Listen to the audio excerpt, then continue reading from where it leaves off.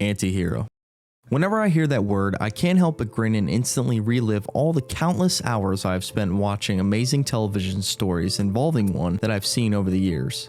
It literally encompasses everything that I find interesting about a character, and arguably in my opinion has allowed for some of the greatest TV shows to be birthed simply because of the success that the character archetype brings to the table. But this isn't about TV shows and movies, it's about video games, it's about John.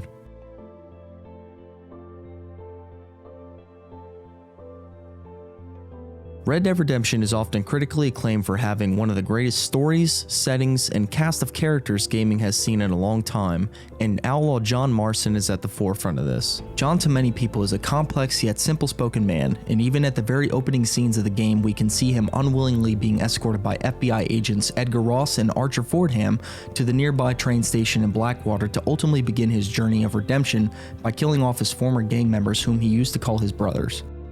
But the question is how do we get here?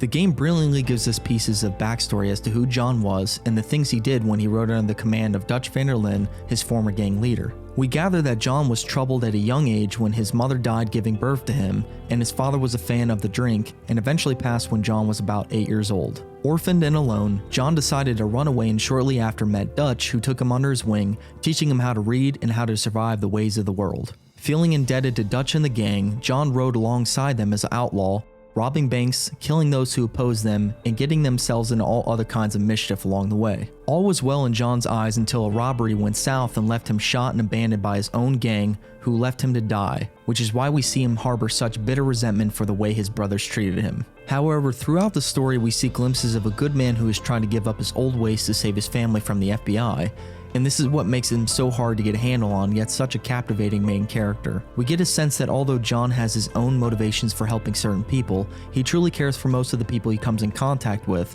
whether it be Bonnie and Drew McFarlane, Louisa Fortuna, or Landon Ricketts, just to name a few. John no doubt has unparalleled skills in the art of gunslinging, but it is the way he uses those skills throughout the story that defines who he actually is. Saving Bonnie from Norman Deek and Williamson's gang showed that John cared. Helping rescue farmers from the cattle rustlers in Pikes Basin with Marshall Johnson, Eli, and Jonah showed that John cared, even if it meant John was partially doing it as a means to procure Johnson's help in locating Williamson at the time. Could we say that John is opportunistic?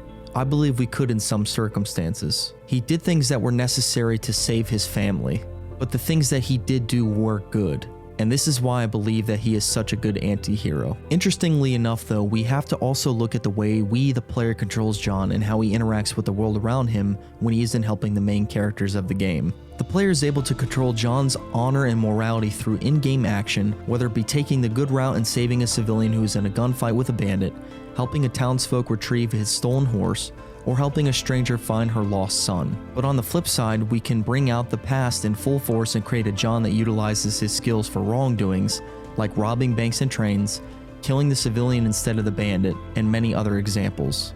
Me personally in my playthroughs, the wrongdoings you could perform in Red Dead Redemption never felt right to me for who John had become in the narrative of the story. He had turned a new leaf. He wanted to save his family and provide a better life for Abigail and Jack so they could leave his past affiliations in the past and work an honest living off the land. In my opinion, playing John more villainously brings into question that maybe Edgar Ross's decision to kill John is more justified than we would like to admit. Perhaps if we ever played John in his earlier days with Dutch, I would play John more in the nature of being a true outlaw, but ultimately we are the dictator of John and who he truly is. This to me is why John Marston will always be one of the most interesting and complex anti-heroes I've ever played in a video game. John always understood that he couldn't run from his past, but he could do things in the now to make amends for it. He said it best himself: people don't forget, nothing gets forgiven.